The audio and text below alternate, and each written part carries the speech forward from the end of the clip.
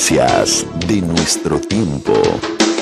Programa que es traído a usted en este mismo horario todos los lunes, miércoles y viernes por el pastor Natividad Ramos.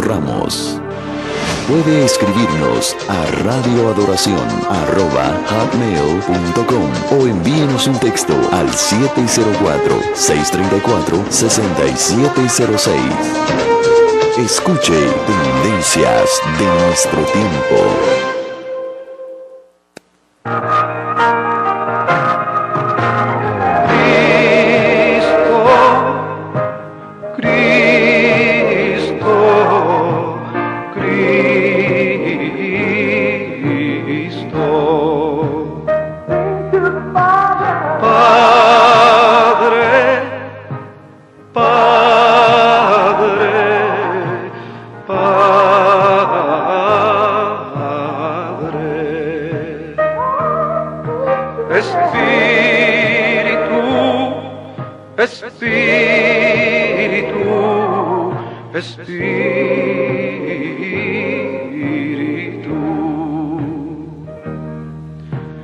Deja tu agua viva entre mi alma correr. Deja tu Espíritu Santo que tome control de cada situación que cause confusión. Todas mis aflicciones yo entrego a ti. Cristo,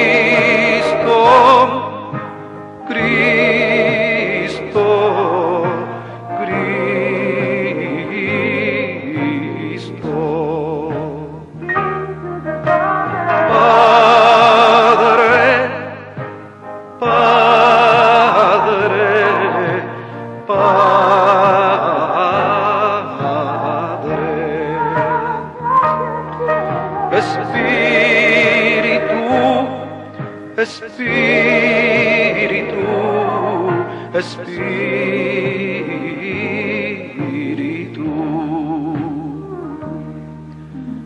ven Espíritu Santo y toma control.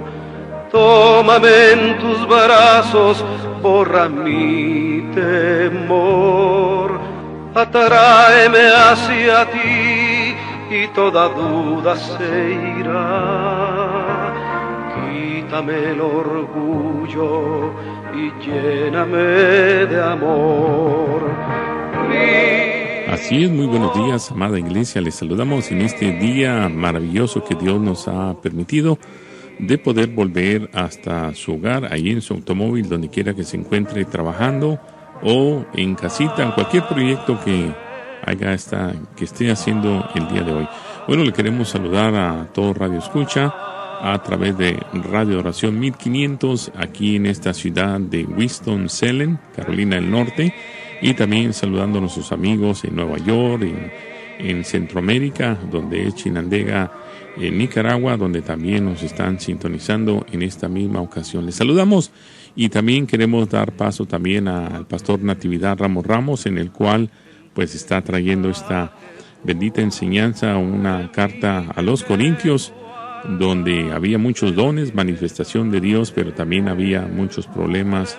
Y bueno, aprendamos de estas lecciones, que lo mismo que es para ellos también aplica para nosotros el día de hoy, esperando que sea de grande bendición lo que el pastor estará transmitiendo desde esta ciudad de Monterrey, Nuevo León, México. Así es, desde Monterrey, el pastor los lunes, miércoles y viernes a esta misma hora nos sintonizamos, y esperando que ese es el propósito, sobre edificar a aquellos creyentes que van en este caminar diario, y es una jornada en el cual sí podemos llegar.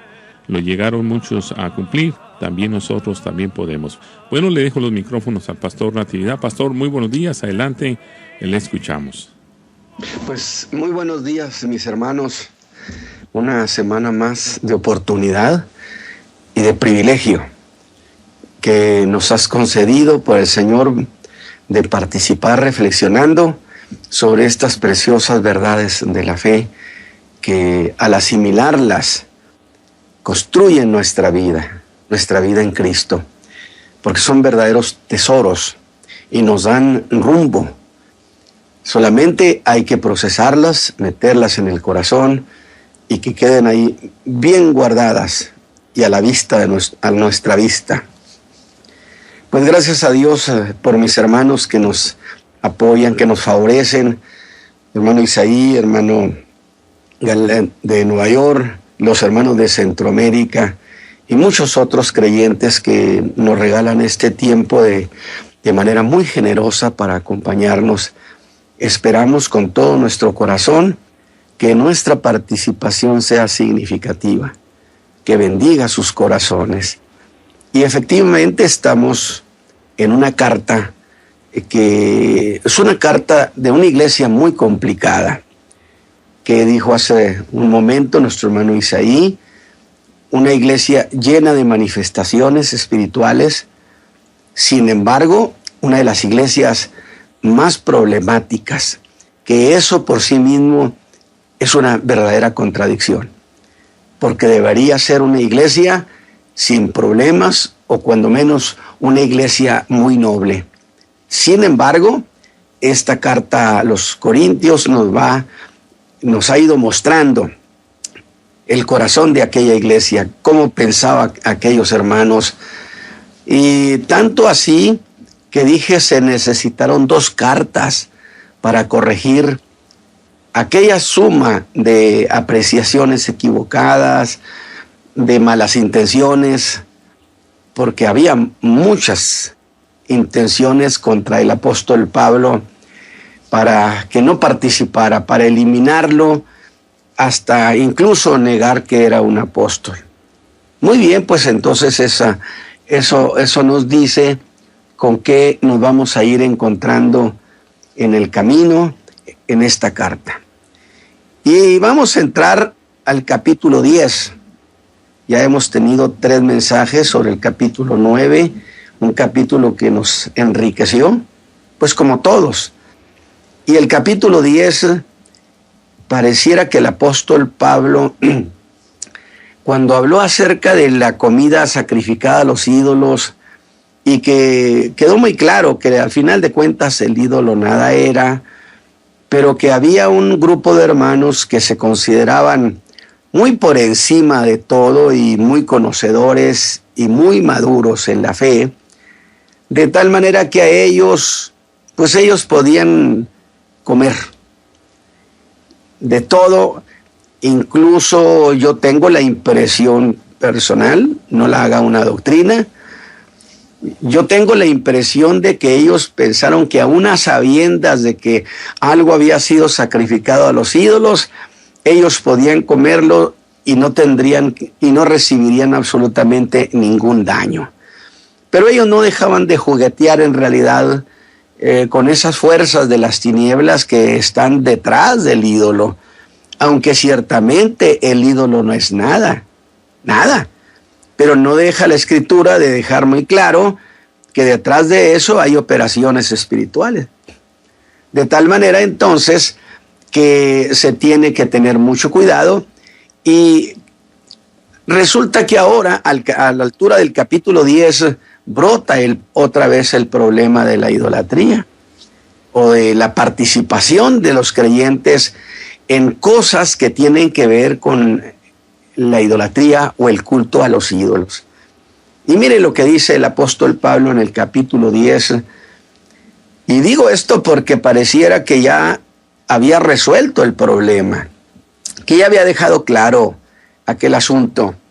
Sin embargo, lo volvemos a encontrar. Porque no quiero, hermanos, que ignoréis, les dice, que nuestros padres todos, y aquí es una referencia a Israel cuando venía de Egipto, no está hablando de manera genérica, es decir, no está hablando de todos. Él está hablando de un ejemplo que sucedió al pueblo de Israel. Dice, vaya, todos nuestros padres estuvieron bajo la nube y todos pasaron la mar y todos en Moisés fueron bautizados en la nube y en la mar Y todos comieron la misma vianda espiritual. Y todos bebieron la misma bebida espiritual, porque bebían de la piedra espiritual que los seguía, y la piedra era Cristo. Mas de muchos de ellos no se agradó Dios, por lo cual fueron postrados en el desierto. Pero estas cosas fueron en figura de nosotros, para que no codiciemos cosas malas como ellos las codiciaron. Ni seáis honradores de ídolos, como algunos de ellos. Según está escrito, sentóse el pueblo a comer y a beber, y se levantaron a jugar. Ni forniquemos, como algunos de ellos fornicaron, y cayeron en un día 23,000. Ni tentemos a Cristo, como también algunos de ellos le tentaron y perecieron por la serpiente. Ni murmuréis, como algunos de ellos murmuraron y perecieron por el destructor. Y estas cosas les acontecieron en figura, y son escritas para nuestra advertencia, en quienes los fines de los siglos han parado. Así que el que piensa estar firme, dijo Pablo, mire y no caiga. Muy bien, pues entonces decía yo que parecía que este era un asunto finiquitado, olvidado, pero al parecer se confiaron tanto que luego llegaron a ir al templo de los ídolos, a participar, donde quizá los amigos rendían culto a sus dioses, que al cabo de ellos eran gente madura, creyentes maduros, y que el que ellos fueran incluso al templo de los dioses no pasaba nada, ni significaba nada. Se confiaron mucho. Así que hemos entrado al capítulo 10 de esta primera carta a los Corintios. Y yo les pido a ustedes, mis hermanos, que tomen muy en cuenta este capítulo. Porque el apóstol en este capítulo hace a la iglesia una vigorosa advertencia. ¿Sobre qué? Sobre el peligro de participar en actos de idolatría. Yo no fui a adorar a los dioses, yo compartí con mis amigos, mis parientes, y fui al templo de los dioses, pero yo tengo a Cristo en mi corazón. Y Pablo advierte, no participes en actos de idolatría. No juegue con eso. No se meta en terrenos. Porque es muy común que los creyentes lleguen a coincidir o a condescender, ir al templo de los ídolos por diversas razones sentimentales, o participar en sus cultos. Pero yo digo una cosa, esto es increíble. Digo increíble porque pues yo no esperaría que esa iglesia necesitara semejante advertencia. Pues yo también pienso eso, pero allí está la advertencia. Nunca pensaría yo decirles a mis hermanos en la fe, a muchos de mis hermanos en la fe, pues yo no me atrevería a decirles semejante cosa sobre eso. Pues sí, dijo Pablo, pero ahí está, lo voy a escribir para que no se confíen, porque estas cosas son escritas para nuestra advertencia. Es que hay mucho creyente que sí tiene contacto con el templo de los ídolos por diversas razones. Porque el familiar, porque la hija, porque el hijo, lo que usted quiera, pero ahí van. Así que traté entonces de descubrir por qué había esa posibilidad. Y que de que había esa posibilidad la había, porque esto tiene una lógica. Si no hubiera sido así, ¿para qué iba a hacer el apóstol una advertencia semejante a quienes hemos sido salvos por su gracia? ¿O sería acaso que habían caído, escúcheme, en un exceso de confianza? Sí, yo tengo esa impresión de que se habían sentido tan confiados, tan seguros, que pues no había ningún problema, que al cabo el ídolo nada era. Sí, pero detrás de esas figuras, detrás de esas cosas, hay toda una red conspirativa de las tinieblas que es de alto engaño. Y al creyente no le conviene andar jugueteando ni acercándose mucho a ese terreno. De tal manera que estos hermanos, con sus formas de pensar, se empezaron a mover muy cerca de ese terreno. Debió ser. Si no, ¿qué sentido tendría la advertencia del apóstol? Y de allí que es por demás justificada la manera como el apóstol empieza este capítulo. Echa mano de un hecho histórico. Lo que le sucedió a Israel mientras venía de Egipto a Canaán. Y que es una figura que muchas veces la usamos para la idea de que nosotros también hemos sido sacados de Egipto y vamos hacia la tierra de la promesa en Cristo Jesús. Y el por qué le sucedió. Y usa esa historia, mis hermanos, como una metáfora, como una manera de ilustrar, una manera de enseñar, ¿sí?, que muchas cosas que le pasaron a Israel pueden pasarle al creyente. Y dirá en el verso 11 que esas cosas les acontecieron en figura y que son escritas para nuestra advertencia. Es decir, el Espíritu Santo inspiró a que fuera escrita esas historias para que quedara advertido la iglesia de Cristo Jesús. Y aunque debo precisar que aunque se habla particularmente del peligro de la idolatría, por supuesto que en estos versículos que hemos leído no es la única cosa de la que habla, pero es en particular la idolatría parece un asunto de mucha importancia, muy urgente. No participen en el templo de los dioses. Y en los versos 1 al 5 nos regala 5 famosos, o los 5 famosos todos. 5 veces usa el adjetivo todos, para hablar que con ninguno de los israelitas se hizo excepción, y que lo que le pasó a uno es lo mismo que les pasó a todos, que lo que unos recibieron de Dios lo recibieron los demás. Así que empieza hablando de 5 beneficios, de 5 grandes favores de Dios. Y dice: no quiero, hermanos, que ignoréis. Ahora, decirle eso a quienes se preciaban de ser conocedores era un regaño.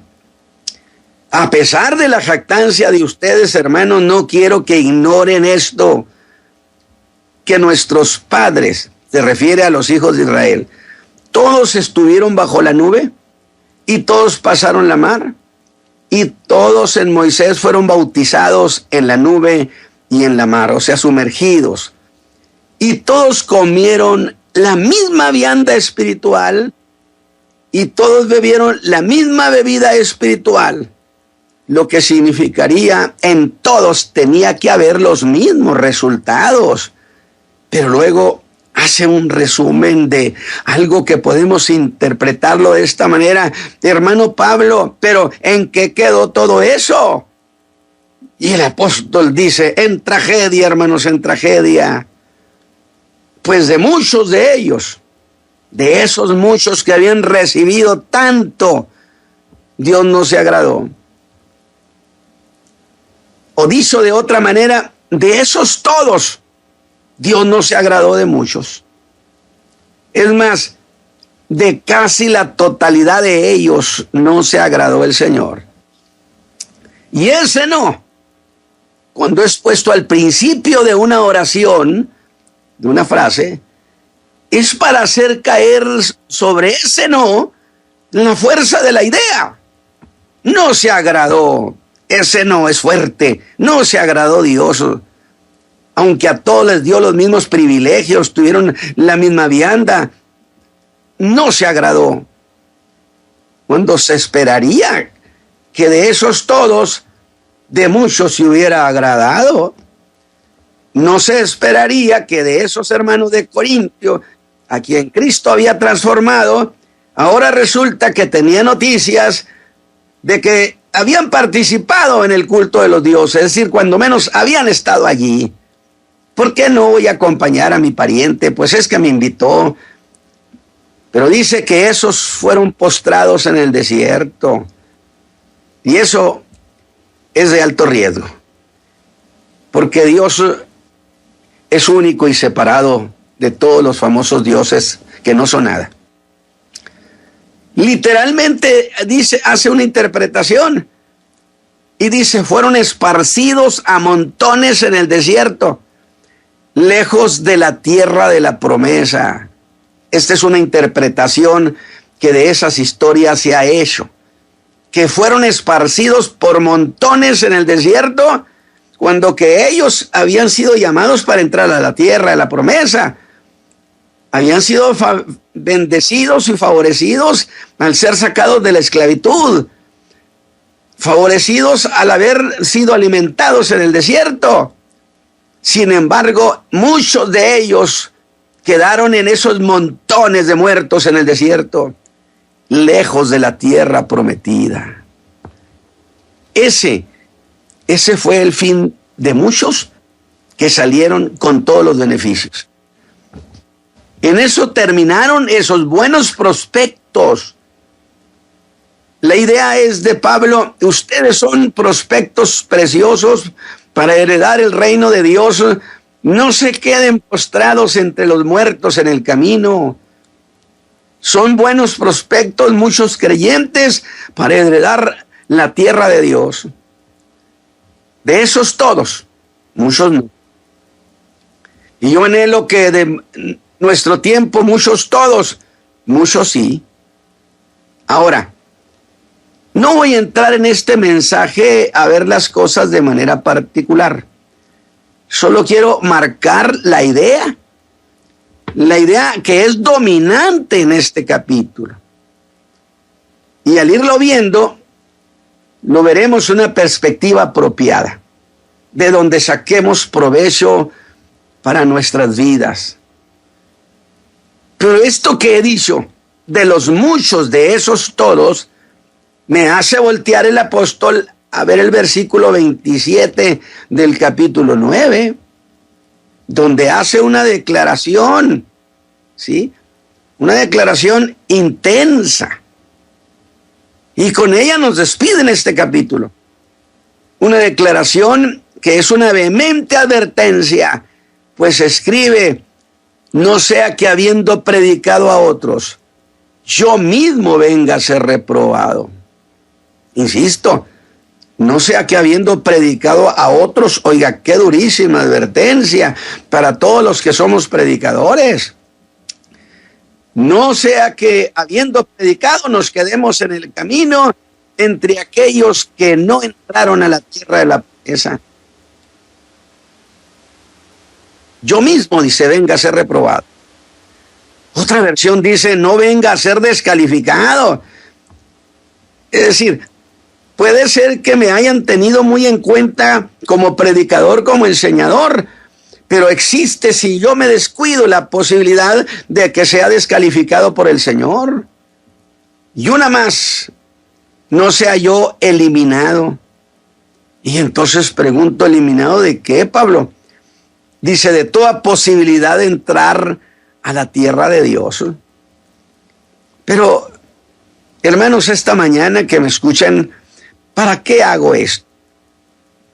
Una vez más, para que desde esa altura veamos el capítulo 10 y ver que existe la posibilidad, si se juega con cosas de alto riesgo espiritual y del pecado, existe la posibilidad de que usted sea reprobado o descalificado.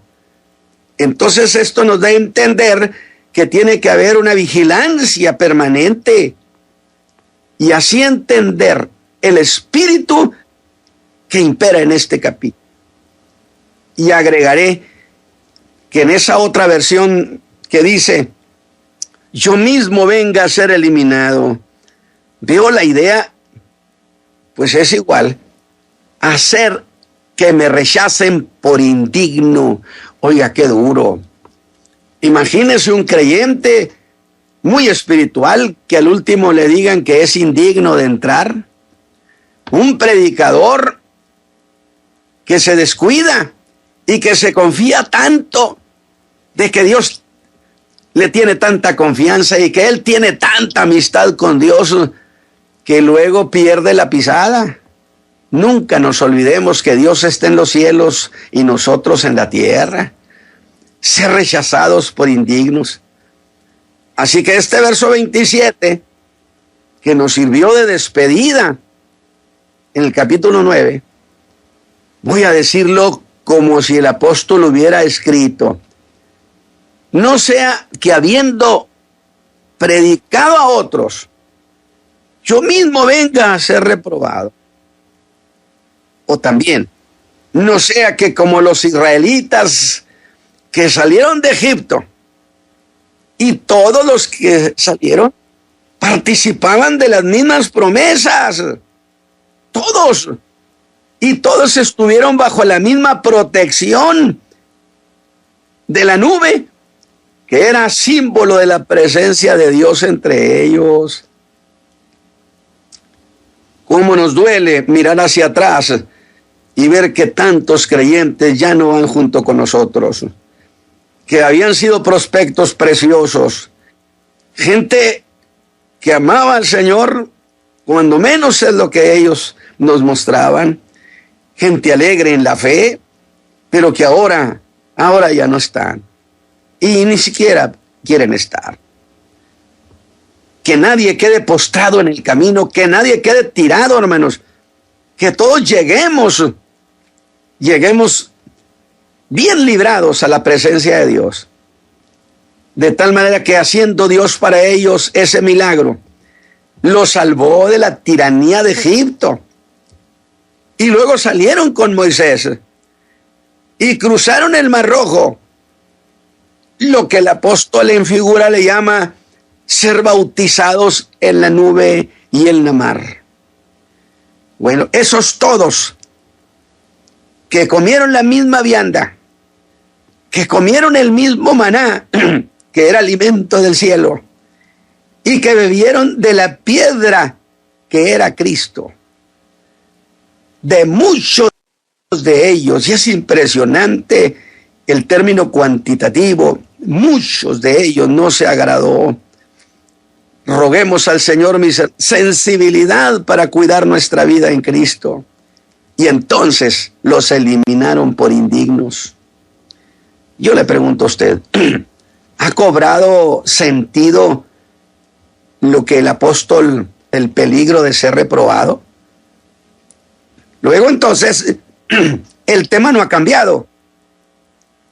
Así que con todo esto que hemos dicho, tenemos una breve introducción muy apropiada. Sin embargo, hermanos, con todo y esto, yo seguí pensando que cuál sería la manera más útil de abordar este capítulo. Porque anhelo con todo mi corazón que mi participación entre ustedes sea eficiente. Y entonces llegué a pensar que nada mejor que remontarse a las cosas en origen. Y para hacer eso, volver al tema de hoy, el peligro de participar en la idolatría. Pero luego es a esto de la idolatría a lo que hay que buscarle origen, ¿sí? A eso. Mire, es que muchos de los corintios todavía traían en su corazón, en su pensamiento, muchas de las cosas de la idolatría. Para empezar, le tenían cierto respeto a los ídolos. Muchos de ellos seguían viéndolo como alguien. Otros los menospreciaban a los ídolos. Y me parece que sin duda el origen está en el capítulo 8. Pues recuerde cómo empezó ese capítulo diciéndoles y por lo que hace a lo sacrificado a los ídolos. Allí habló de lo sacrificado a los ídolos. Y en el 10 habla del peligro de participar en la idolatría en cualquiera de sus formas de participación, aunque sea nada más estar allí. Que no es lo mismo, y digo que no es lo mismo, aunque es lo mismo. Había tratado aquella cuestión de si pueden comer cosas que habían sido sacrificadas a los ídolos. Pero ahora en el verso 10, las cosas han avanzado. El problema se ha complicado. Ya no es tan simple como en el capítulo 8. Es decir, fueron siendo arrastrados sutilmente por entidades espirituales que están detrás de la idolatría. Es que el creyente no puede olvidarse que no tenemos lucha contra carne y sangre, sino contra potestades espirituales, malicias espirituales. Y así que los hermanos se confiaron. Y yo le digo a usted, no se confíe. Alguien dijo, ¿qué tan lejos caminarías de un precipicio? Pues lo más lejos posible. Eso es lo más razonable. Entonces no juguetee con esas cosas. Y ahora no es solo comer, ahora es participar en la idolatría. Y yo digo, no puede ser, esto es inevitable, que a estas alturas, a muchos creyentes, les tengamos que estar recordando esto. O por lo menos se movían muy cerca de ese problema, de ese pecado. Corrieron el riesgo. Y en el capítulo 8, el conflicto se dio entre aquellos hermanos que Pablo llamó fuertes, los que conocían la fe, esos hermanos que no se impresionaban con nada, que sentían que ellos se las sabían ya de todas, con que el ídolo no era nada. Y muy cierto. Y decían eso categóricamente, el ídolo no es nada. Que dije, pues cosa muy cierta, dijo el apóstol Pablo. Pero hay algo que inquieta al apóstol. Algo se anticipa el apóstol. Porque les dice, mire cómo les dice, sabemos que todos tenemos ciencia o conocimiento. Pero no se les olvide que el conocimiento envanece. O puede envanecer.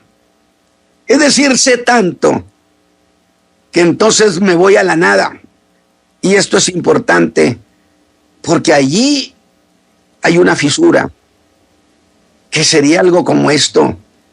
No deben olvidar que aunque el conocimiento en la fe es fundamental, lo acompaña un gran riesgo. ¿Cuál riesgo acompaña el conocimiento de la fe? Bueno, que eso de que usted sea un conocedor lo haga un engreído y se confíe. ¿Qué le parece? ¿Cree usted que es real esto? Sí, hay creyentes que se saben de todas, según ellos, y se confían y cruzan la frontera del alto riesgo, pero aún muy sutil. Que lleguen a confiarse tanto en la suficiencia de lo que conocen, que ese confiarse lo ha llevado más allá de lo razonable en la fe. Ya verá luego por qué hizo esto. Así que de inmediato Pablo reconoció que ese conocimiento del que se ufanaban podría dañar el alma de los que eran fuertes. Y si el alma de los que eran fuertes se dañaba, por supuesto, ¿qué pasaría si los débiles, los que apenas estaban conociendo la fe, se enteraran de que esos creyentes anduvieron por allá en el templo de los dioses? Y note cómo digo esto. Confiados de que a ellos nada les hacía. Comían lo que era sacrificado a los ídolos. Y sin duda a sabiendas. Pero eso, en cierto sentido, no era participar activamente en un acto de idolatría. Ahora, Pero no olvide que estamos buscando el origen, y en cosas de origen nosotros andamos. Yo espero que esto que estamos haciendo de investigar en origen, puede ser que a muchos hermanos que nos están escuchando les ayude y reaccionen y digan: yo estoy en esa condición, voy rumbo a eso, entonces me aparto. Pablo coincide en que el ídolo no es nada. Y los creyentes no tienen por qué atribuirle a los ídolos un poder, una presencia que no tienen. Aunque el apóstol sabe que se mueven en frontera casi invisible en estos de los ídolos. Y el hermano los está viendo, los corintios, muy confiados, muy engreídos en que ellos saben. Y los instruye que compren sin preguntar. Eso fue el consejo: compren sin preguntar. Pero luego los lleva a una frontera que no deben cruzar. Que si alguno les dice: esto fue sacrificado a los ídolos, aunque estén ustedes firmes en su fe, no deben comerlo por razón de conciencia, y no por ustedes, sino por causa de la conciencia. Y yo digo: ¿la conciencia de quién? Pues la de ese que le dijo: oye, era un pagano, pero le dijo: no se te olvide que ustedes dicen esto, pero esto es sacrificado a los ídolos. Entonces la conciencia de ese que le dijo a ese hermano confiado, ¿quién era? Pues pensemos que era un pagano. Los que habían oído sobre su fe y que se habían apartado de la idolatría, que ellos ya no participaban en el culto a los dioses. Pero ahora le dice: esto fue sacrificado a los ídolos, ¿eh? Ese lo habrá de observar. Y si usted se confía y participa y lo come, usted va a cerrarle el camino a ese que pudo haberse entregado a Cristo. Si los ve comer lo ofrecido a los ídolos, la conciencia de este hombre, dice Pablo, se dañará. Y tendrá que decir: es que los cristianos no son tan distintos a nosotros. Les gusta la fiesta acá. Pero si el que se los dijo era un creyente, y si era un creyente de esos que Pablo llama los flacos, inmaduros en la fe, y lo ve comer lo sacrificado a los ídolos, dice Pablo: la conciencia de este será herida al ver que estos, que eran reconocidos como fuertes en Cristo, pues comen cosas sacrificadas a los ídolos.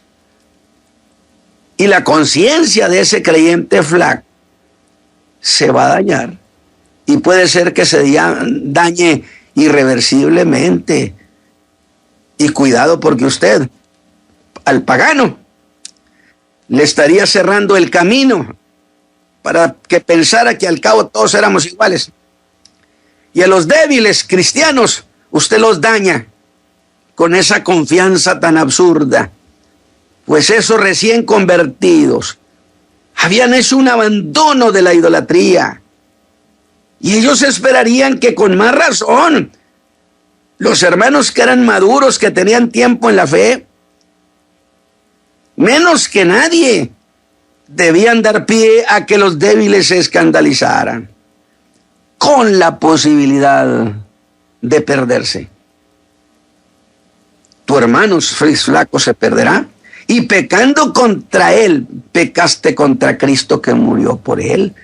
Luego esta cuestión de la participación y el acercamiento a la idolatría es de alto riesgo. Por lo tanto, tenemos que cuidar en lo que hacemos, pues Cristo murió por ese flaco. Y dejando claro que eso era pecar contra Cristo, afrentar a Cristo. Pero esos fuertes que conocía siguieron confiados que no tenían por qué hacer caso de abstenerse. Ellos eran libres en Cristo, pero también era libre en Cristo para ir al templo de los ídolos. Para eso le dieron libertad. No se quede con el montón de creyentes que van a quedar tirados en el camino. Aléjese de la idolatría todo lo más posible. Dijo Moisés, camino de 3 días, Faraón. ¿Y por qué 3 días? Porque en 3 días ya no estaban en la tierra de Egipto. Alabado sea Dios. Y como creyentes que entendían su libertad en Cristo, podían comer sin cohibirse, no, muy tranquilos. Y dirían que eso de andarse alarmando era solo cosa de creyentes ignorantes. Y no aceptaban ser responsables de nada. Sin duda diciendo, ese no es mi problema. Pero el apóstol está viendo más allá de eso. Y ahora puedo afirmar que hemos hallado 2 fuentes origen de este problema. El hecho de aferrarse a que eran libres y podían moverse hasta donde quisieran sin fijar frontera para su libertad. Es decir, yo puedo moverme libremente sin frontera, porque es mi libertad. Estarían hablando de una libertad sin límite, pero la libertad mía en Cristo tiene entonces que ser hecha a un lado cuando yo estoy dañando a mi hermano que es débil en la fe. Y ejercían, según parece, desmedidamente esa libertad. Cuidado con que usted se confíe tanto y se despreocupe. No olvide que es un mundo espiritual que está detrás de todo esto. El no tener frontera para nada. En fin, que eran libres. ¿Por qué habrían de cuidarse de ellos de nada? Y aquí quiero que usted vea la antítesis entre el apóstol y los corintios. A quienes dijo, no soy apóstol. ¿Recuerda usted eso? No soy libre. Donde Pablo puso en contraste ese ser libre. Ustedes son libres. ¿No soy libre yo también? Pero además de eso, soy apóstol. En mí hay un superávit. Soy apóstol. Y además de eso, he visto al Señor, mis hermanos. ¿No es mi ser libre mayor que el de ustedes, que ni son apóstoles, ni han visto al Señor? Y me están presumiendo de ser grandes conocedores. No se confíen. ¿No será más ser libre de Él que libre de ellos? El libre de Pablo es superior al otro. Pero aquí hay una cuestión de fondo. En este capítulo les dirá que han ido demasiado lejos con su libertad. ¡Qué mensaje tan extraordinario para nuestras vidas esta mañana! No vaya demasiado lejos con su libertad, es decir, no se retire tanto que se acerque a las fronteras de maldad. No camine cerquita de esas fronteras. Retírese. Quizá por aquello que Pablo hacía de hacerse judío a los judíos y sin la ley a los sin ley, para que de todos puntos salvara a alguno. Vea esto con cuidado. Hacer eso el apóstol era ejercer su libertad apostólica. ¿Acaso no les dijo, siendo libre para con todos, me he hecho siervo de todos para ganar a todos? Causa para ganarlos. Y allí, en base a esa libertad, la ejerció y entró al mundo de otros para ganarlos para Cristo. Pero hay una precisión que hacer. Que se adentró al mundo de otros sin ir más allá de los principios de la fe y de la conducta cristiana.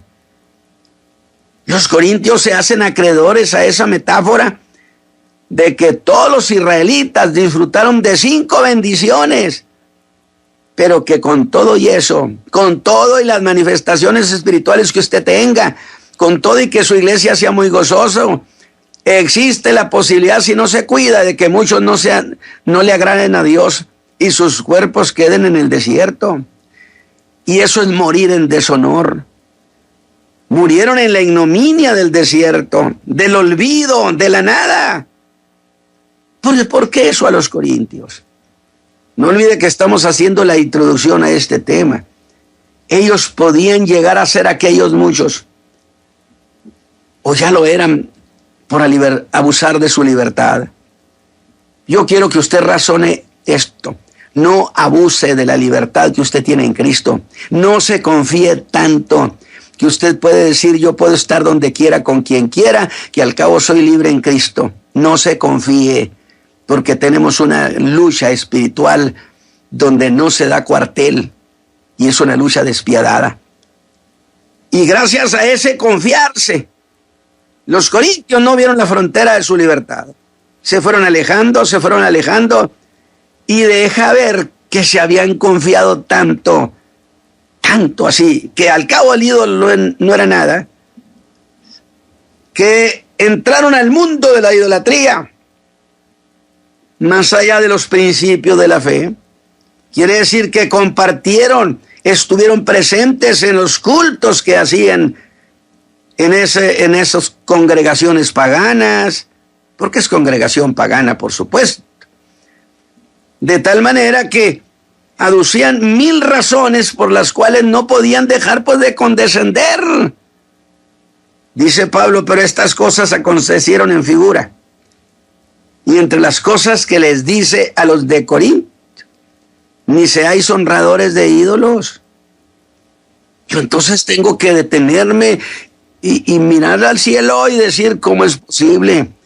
Hasta allá habían llegado. Y les hace una advertencia. ¿Sí? Que tentaron a Cristo. ¿En qué manera? Lo que estaban haciendo sobre comer sin ninguna consideración a los sacrificados, los ídolos, los hizo que se acercaran a las prácticas de la adoración cristiana, por lo menos estando presente. Y aquí hay una idea del apóstol Pablo, cuando dijo, somos templo del Espíritu Santo, somos templo de Dios. Y entonces, ¿qué comunión tiene este templo que soy yo con el templo de los ídolos, como para que yo vaya y me meta ahí? Alabado sea Dios. ¿Qué le está pareciendo esta cuestión que Pablo? Pero eso le pasa a aquellos que se confían que no pasa nada, que en fin, a ellos no les pasaría nada. Pero en esa confianza se fueron demasiado lejos. Mucho creyente se va tan lejos por la confianza que se tiene, que al cabo él es un hombre a quien Dios bendijo, que tiene llenura del Espíritu Santo, que 1000 cosas. No, si hubiera llenura del Espíritu Santo no se acercaba al templo de los ídolos. Y el apóstol les recrimina que estaban tentando a Dios. Ese es un detalle peligroso. Eso se llama tentar a Dios, yendo más allá de los límites de la libertad que tenemos en Cristo. Y empezaron participando también, estando presentes. Dirían, nosotros no organizamos nada, nosotros estamos presentes ahí por acompañar a. Pablo dice, ¿alguna comunión entre el templo de Dios que somos nosotros, que son ustedes, y el templo de los ídolos? ¿Hay alguna comunión? ¿Hay algo en común? No tienten a Cristo con eso, porque cuando menos piensan, han sido atrapados por las tinieblas. ¿O qué? ¿Dirían que es que queremos ganarlos para Cristo? Mis hermanos, que Dios nos haya ayudado y que esta idea de no ir más allá de la libertad que tenemos en Cristo, de cuidar la frontera, de no confiarnos, porque esta es una cuestión, nuestro pueblo viene de la idolatría, igual que los corintios, igual que casi todo el mundo. Entonces usted mantenga distancia, sostenga esa distancia, porque dijo Moisés muy cierto, camino de 3 días. Oye, pues aquí en el desierto hay mucho espacio donde ustedes adoren a su Dios. Moisés dijo, ¿y vamos a adorar a nuestro Dios en medio de los demás dioses? Cuando que nuestro Dios es único y separado. Que Dios los bendiga, mis hermanos y hermanos ahí. Muchas gracias por esta mañana, que el Señor les bendiga. Amén. Gracias, pastor, a usted también que lo ha hecho posible al poder llevar este mensaje de que sí se puede en Cristo Jesús. Bueno, le agradecemos a cada uno de ustedes que han sido parte de esta enseñanza maravillosa que el pastor ha traído el día de hoy en la primera carta a los Corintios y en el capítulo 10. Así es que, bueno, le esperamos que usted sea parte este día miércoles, que ya está, hoy es lunes, miércoles y viernes, en el cual podamos volver a escuchar al pastor con esta enseñanza maravillosa. 1 Corintios capítulo 10, esa fue la lección el día de hoy. Bueno, saludamos a cada uno de ustedes que usted nos sintoniza en cualquier parte del área de aquí de Carolina del Norte o en los Estados Unidos o igualmente como en Chinandega, en Nicaragua. Le damos gratitud y gracias por estar con nosotros. Recordándole una vez más que usted puede comunicarse con nosotros. La información se lo vamos a dar en un segundo más a través de nuestra información, en el cual usted se puede comunicar por un texto o igualmente por un correo electrónico.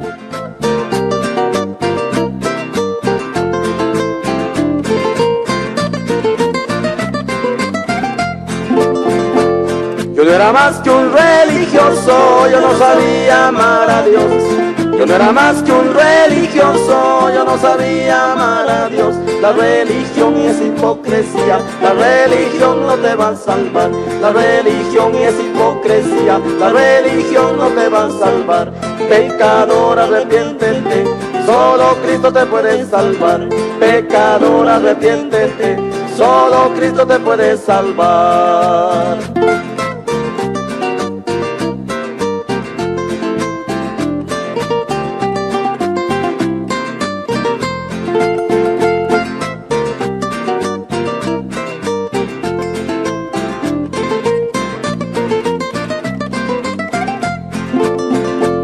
Los religiosos dicen que María lo va a salvar.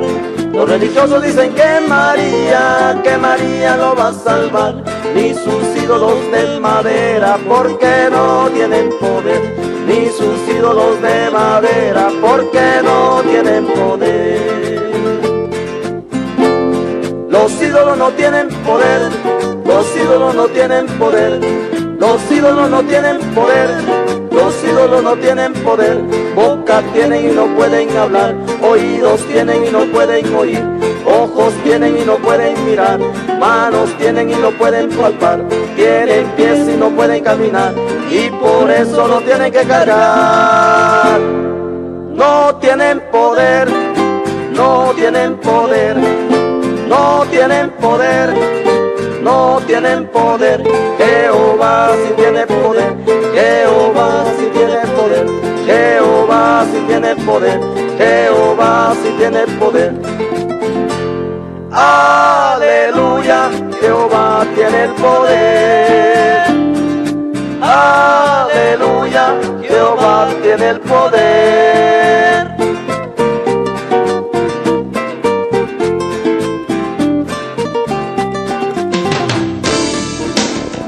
Tendencias de nuestro tiempo. Programa que es traído a usted en este mismo horario todos los lunes, miércoles y viernes por el pastor Natividad Ramos.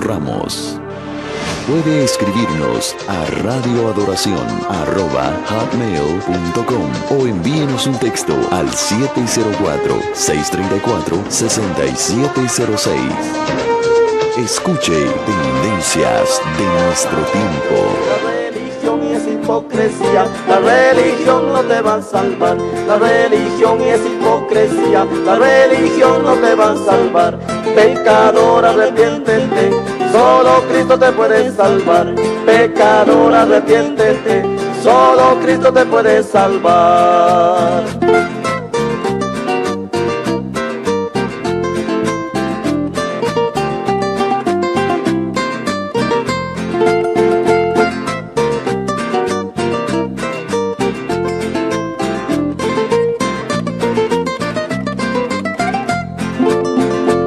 Los religiosos dicen que María lo va a salvar. Los religiosos dicen que María lo va a salvar. ni sus ídolos de madera, porque no tienen poder, ni sus ídolos de madera, porque no tienen poder. Los ídolos no tienen poder, los ídolos no tienen poder, los ídolos no tienen poder, los ídolos no tienen poder. Boca tienen y no pueden hablar, oídos tienen y no pueden oír, ojos tienen y no pueden mirar, manos tienen y no pueden palpar, tienen pies y no pueden caminar, y por eso no tienen que cargar. No tienen poder, no tienen poder, no tienen poder, no tienen poder. Jehová sí tiene poder, Jehová sí tiene poder, Jehová sí tiene poder, Jehová sí tiene poder. Aleluya, Jehová tiene el poder. Aleluya, Jehová tiene el poder.